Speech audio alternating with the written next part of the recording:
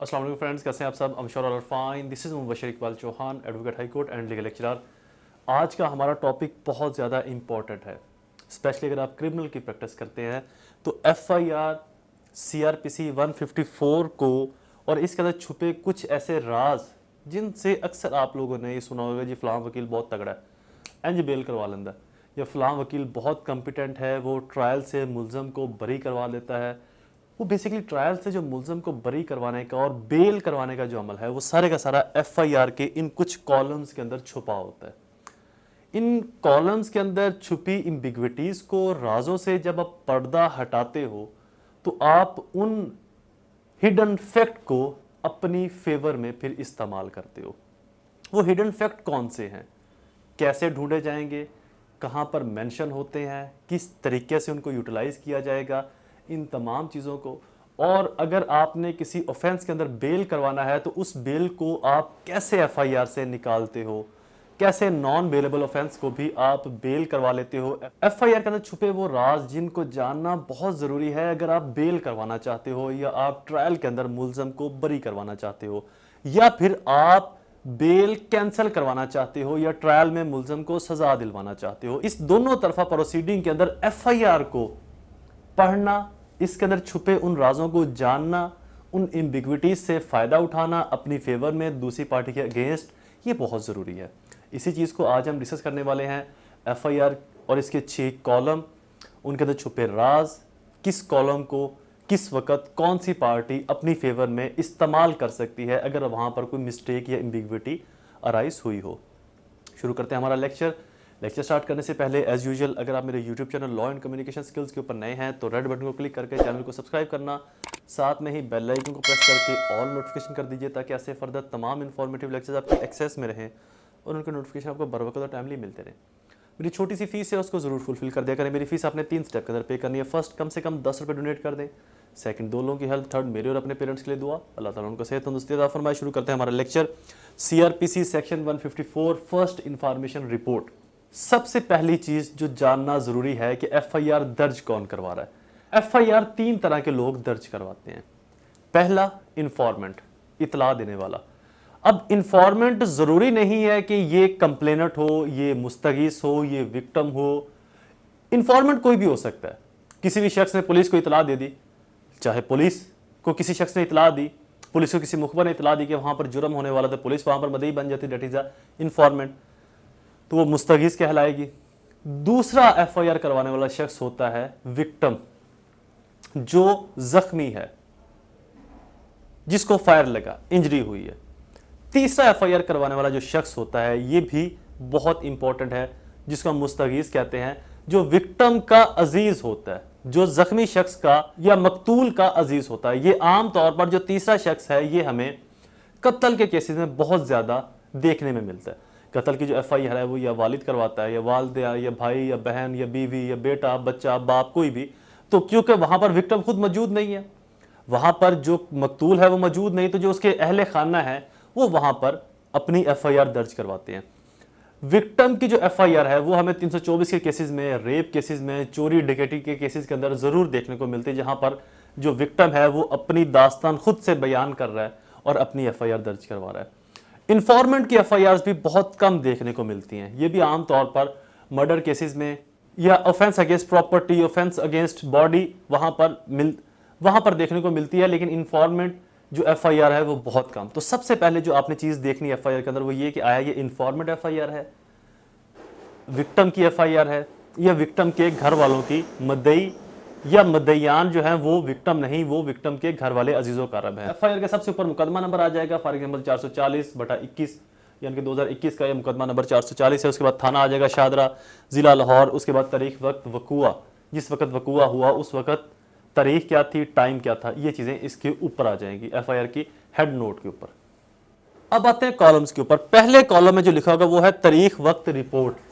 Suppose कर लेते हैं यहां पर तारीख है जी 12, तो जुर्म हुआ है 12 तारीख 2022 को, महीना भी इसके अंदर आ जाएगा।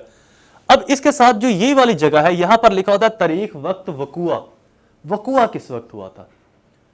सपोज करते हैं कि यहां पर वकूआ लिखा जाता है 12 22 और टाइम जो लिखा होगा वो लिखा होगा सुबह के 8 बजे। 324 की एफआईआर, 324 की कार्रवाई हुई, किसी ने अटेम्प्ट ऑफ मर्डर किया। तारीख वक्त रिपोर्ट के अंदर जो टाइम लिखा गया है वो लिखा गया है 2 बजे का, दिन के 2 बजे का। वकूआ होता है 8 बजे। डिले ऑफ एफआईआर, जिसको आप बतौर अक्यूज काउंसिल अपने फायदे में इस्तेमाल कर सकते हैं कि इतना डिले क्यों हुआ, वजूहात क्या है। विदाउट स्पेसिफिकेशन ऑफ डिले, अगर डिले होता है चाहे वो 1 घंटे का 2 घंटे का ही हो, वो डिले नॉन जस्टिफाइबल होता है और ये डिले एफआईआर की तह हिला के रख देता है। मदई के सबसे ज़्यादा जो चीज़ खिलाफ इस्तेमाल होती है वो डिले इस्तेमाल होता है कि इतना डिले क्यों हो गया।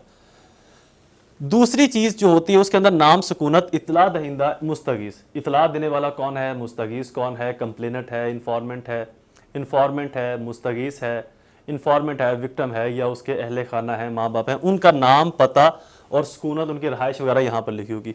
तीसरे कॉलम में लिखा होगा मुख्तसर कैफियत जुर्म, माल अगर कुछ खोया हो तो इस कॉलम के साथ यहाँ पर जुर्म लगा दिया जाता है। फॉर एग्जाम्पल 324 का वकूआ है तो साथ में 324/34 अगर 2-3 लोग हैं तो ये ऐड कर दिया। इस कॉलम को भी आप अपने फायदे में इस्तेमाल कर सकते हो। कैसे? आपने सबसे पहले एफआईआर की वर्डिंग देखनी कि एफआईआर में लिखा क्या हुआ है। वो वर्डिंग आया 24 को, 324 को और 34 को सपोर्ट करती है या नहीं करती। आमतौर पर यहां से बहुत कम मवाद मिलता है, लेकिन फिर भी आप इसको यूज कर सकते हो एफआईआर को पढ़ने के बाद कि जो एफआईआर के अंदर वर्डिंग है उसके मुताबिक तो 324 की दफा लगती ही नहीं या 34 अट्रैक्ट ही नहीं होती। तो इस कॉलम को आप एफआईआर को पढ़ने के बाद अपने फायदे में इस्तेमाल कर सकते हैं। चौथा जो कॉलम है ये ट्रायल में बहुत ज्यादा फायदेमंद साबित होता है। कैसे? जाए वकूआ बफासला थाने से जाए वकूआ का फासला कितना था। फॉर एग्जाम्पल फासला है जी 1 किलोमीटर। पुलिस वाले वहां पर पहुंच रहे हैं 3 घंटे के बाद। एफआईआर दर्ज हो रही है 6 घंटे के बाद। 1 किलोमीटर का फासला 6 घंटे एफआईआर में क्यों लग गए? पुलिस को इतला 12 बजे क्यों दी गई? मीन टू से इसके अंदर कुछ ऐसा झूठ जरूर है जिसको फैब्रिकेट किया गया एफआईआर में। मतलब घर में बैठकर गलत नाजायज लोगों के नाम डाले गए कि किस किस का नाम हमने शामिल करना है और किस किस का नाम हमने निकालना है। तो इस चीज को आप ट्रायल में, तो कॉलम नंबर 4 ट्रायल के अंदर इतना ज्यादा इस्तेमाल होता है कि इसमें इक्वटल ऑफ अक्यूज की जो रेशियो है वो 80% तक बढ़ जाती है सिर्फ इस एक कॉलम की वजह से, अगर आप इस कॉलम को मुकम्मल तफसीलन पढ़ लें। बाय द वे बताता चलो, मेरी एक क्रिमिनल ट्रायल के ऊपर मुकम्मल सीरीज अपलोड है जिसके अंदर एफआईआर से लेकर जजमेंट तक के तमाम मराहल प्रोसीजर मैंने स्टेप बाय स्टेप वहाँ पर बयान किए हैं। जिम्नियाज क्या होती हैं, चलान कैसे आता है, गिरफ्तारियाँ कैसे होंगी, वारंट कैसे होंगे, अटैचमेंट्स कैसे होंगी, ट्रायल कैसे चलेगा, चार्जशीट कैसे तैयार होगी, एविडेंस कैसे होगी, वो तमाम चीज़ें मैंने उस ट्रायल की सीरीज़ के अंदर स्टेप बाय स्टेप 3 या 4 में लेक्चर उनके अंदर बताई हुई है। तो कॉलम नंबर 4 को आप ट्रायल में अपनी फेवर में इस्तेमाल कर सकते हो अगर आप अक्यूज की तरफ से हो।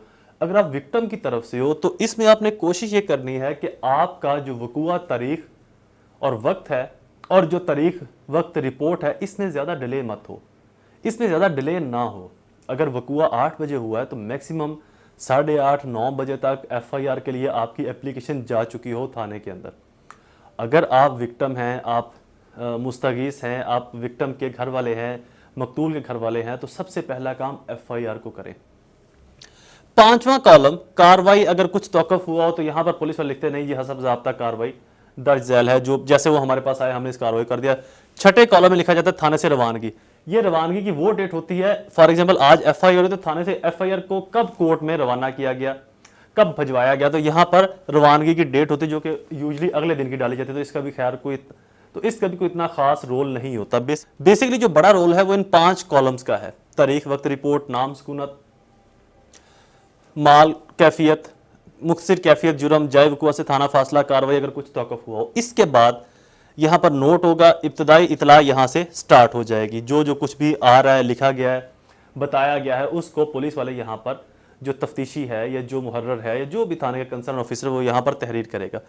अब इस एफआईआर के मतन से आपने निकालना क्या है? पहली चीज, अगर आप विक्टिम की तरफ से हैं, कंप्लेनेंट की तरफ से हैं, तो कोशिश करें कम से कम लोगों को एफआईआर का हिस्सा बनाएं, कंसर्न लोगों को ही एफआईआर का हिस्सा बनाएं। फॉर एग्जांपल 324 की कार्रवाई है, बंदे आप भी इसके अंदर डलवा देते हो 7-10। अब जितने लोग आपने एफआईआर के अंदर मेंशन करवाए हैं, इनको आपने जस्टिफाई भी तो करना है कि ए ने क्या किया, बी ने क्या किया, सी ने क्या किया, डी ने क्या किया, ई ने क्या किया, एफ ने क्या किया। अब इतने लोगों को जस्टिफाई करने के लिए आपको, अगर ये फैब्रिकेटेड है तो उसको जस्टिफाई करने के लिए आपको एक फैब्रिकेटेड स्टोरी क्रिएट करनी पड़ेगी। अब फैब्रिकेटेड स्टोरी कितनी ही स्ट्रॉन्ग क्यों ना हो, फिर भी उसके अंदर कुछ ऐसी एम्बिग्विटीज रह जाती हैं जिसकी वजह से जो आपने नाजायज लोग रखवाए हुए हैं वहां पर एफआईआर में, वो तो बरी जमा होते ही होते हैं। उनके बरी होने की वजह से शक का फायदा अक्यूज को भी दिया जाता है कि मुमकिन है कि अगर इस बंदे ने 7 लोग एफआईआर के अंदर रखवाए, 5 लोग बरी हो गए, तो शायद ये 2 लोग भी इस जुर्म के अंदर शामिल ना हो, इनको भी खुद से एफआईआर के अंदर रखवाया गया हो। अगर आप कंप्लेनेंट हैं तो कोशिश करें कम से कम लोग, और जो कंसर्न लोग हैं सिर्फ उन्हीं को रखवाएं। ज्यादा लोगों को ऐड मत करवाए जाए कि 109 भी पा देते, 34 भी आ गए, 324 भी आ गए, अनलॉफुल असेंबली में भी डलवा दिए, इनको सपोर्ट किया, असला दिया। तो बहसीयत कंप्लेनेंट हमारी ये सोच होती कि असा जड़ा अक्यूज है वो पूरी पूरी फैमिली ने अंदर करवा दी है। हमारा मकसद एफआईआर का या क्रिमिनल प्रोसीडिंग का किसी के पूरे खानदान को अंदर करवाना नहीं होता, कंसर्न बंदे के ऊपर एफआईआर देकर उसको सजा दिलवाना है। हाँ, मोस्टली ऐसा होता है कि जो जुर्म करवाने वाला है वो बिहाइंड द सीन होगा, वो पीछे होगा, आगे किसी और को भजवा देता है। तो इस सूरत में आप उस जुर्म करवाने वाले के ऊपर 109 की कार्रवाई करवा दें, लेकिन वो भी एक बंदा रखें, इतने लोग मत रखें। बहुत सारी इस तरह की एफआईआर का अगर मैं आपको अपने केसेस का हवाला दूं तो ऐसे अक्यूज जो पाकिस्तान से बाहर थे, आउट ऑफ स्टेट थे, उनको एफआईआर का हिस्सा बनाया गया। नतीजा क्या निकला? वो तो बरी हुए, उनके साथ साथ वो जो एक्चुअल अक्यूज थे वो भी बरी हो गए, क्योंकि कोर्ट ने कहा कि अगर इतने लोग शक की बिना, अगर इतने लोग इस केस में मुलव्वस नहीं और इनको झूठा बेबुनियाद तरीके से केस में शामिल किया गया, तो मुमकिन है जो एक्यूरेट मुलजम है जिसके ऊपर एक्चुअल ऑफेंस की दफा लगाई गई है, वो भी उसको भी झूठ की बुनियाद पर एफआईआर का हिस्सा बनाया गया हो। तो सबसे पहले कोशिश करेंगे कम से कम कम से कम लोगों को अक्यूज बनाए, एफआईआर का हिस्सा रखें। सेकेंडली, जिन लोगों को आप नाम दे रहे हो उनके स्पेसिफिक रोल भी वहां पर मेंशन करेंगे, किसका क्या रोल था। रोल देने के बाद आया वो इस रोल के लिए अहल भी थे या नहीं, आपको ये इंफॉर्मेशन का होना जरूरी है। अगर आप कंप्लेनेंट हैं या आप विक्टिम की तरफ से एफआईआर करवा रहे हैं कि फॉर एग्जांपल ए, बी और सी ने डी के ऊपर हमला किया, आया ए, बी, सी उस वक्त वकूए में मौजूद भी थे, जाए वारदात के ऊपर मौजूद थे, जाए वकूआ पर मौजूद थे भी या नहीं, या ये तो नहीं कि ए और बी मौजूद थे, सी वहां पर था ही नहीं, और बाद में जब तफ्तीश हुई, तहकीकात हुई, ट्रायल के अंदर मामला आया तो सी ने साबित कर दिया कि जनाब मैं तो उस वक्त शहर में नहीं था, मेरी तो ये एविडेंस, ये विटनेस है, मैं तो आउट ऑफ सिटी था और इतनी दूर था कि मैं यहां पर आ ही नहीं सकता। तो सी तो वहां पर बरी हो गया। जब सी की बरियत होगी तो साथ में ए और बी को भी उस शक का फायदा जरूर दिया जाएगा। एंड नाउ अगर आप अक्यूज की तरफ से हैं तो एफआईआर के पूरे मतन को पढ़ें, उनको रिलेट करें कॉलम नंबर 3 के साथ, 4 के साथ, 2 के साथ कि ये इंफॉर्मेंट है, मुस्तगीस है, विक्टिम के घर वाले हैं, इन 3 पार्ट्स में से ये कहां पर फॉल कर रहा है। अगर इंफॉर्मेंट है तो एफआईआर का जो प्रोसेस है वो बहुत ज़्यादा पुअर है। अगर विक्टिम है तो ये काफ़ी स्ट्रॉन्ग एफआईआर होती है क्योंकि वो खुद अपना हाल व अहवाल बता रहा है। अगर विक्टिम मकतूल के घर वाले हैं तो वहाँ पर भी एफआईआर को फैब्रिकेट किया जाता है। यूजली एफआईआर के अंदर अज खुद चीज़ें शामिल की जाती हैं। तो इस चीज़ को देखने के बाद, इस मतन को देखने के बाद आपकी जो बहस है दौरान बेल जमानत लेने के लिए, वो यहाँ से स्टार्ट हो। उसके अंदर आपने शक व शुबहात को ज़्यादा प्रोवोक करना है कि ये शक इसके अंदर आ रहा है, ये शुबा इसके अंदर आ रहा है, ये शख्स यहाँ पर था ही नहीं, ये शख्स यहाँ पर हो नहीं सकता, ये शख्स ये जुर्म कर ही नहीं सकता, इस वजह से इसको एग्जाम्पशन है क्योंकि ये जुर्म करने का अहल ही नहीं व्हाट्सएवर। अगर एक रेप केस है तो वहाँ पर एक शख्स ही ना मर्द है तो वो कैसे रेप कर देगा, तो वो जुर्म करने का अहल ही नहीं बनता। तो जितने भी शक व शुबात हैं ड्यूरिंग डिफेंस काउंसिल, आपने उन शक व शुबात का फ़ायदा वहाँ पर उठाना है। शक व शुबात का फ़ायदा आप कहाँ पर उठाओगे? जो एफआईआर का मतन है इसको पढ़ने के बाद, कितने लोगों को इसके अंदर ऐड किया गया, उन लोगों की रिप्यूट कैसी है, वो आया लोग वहाँ पर मौजूद भी थे या नहीं, या उनको ज़बरदस्ती एफआईआर का हिस्सा बना दिया गया।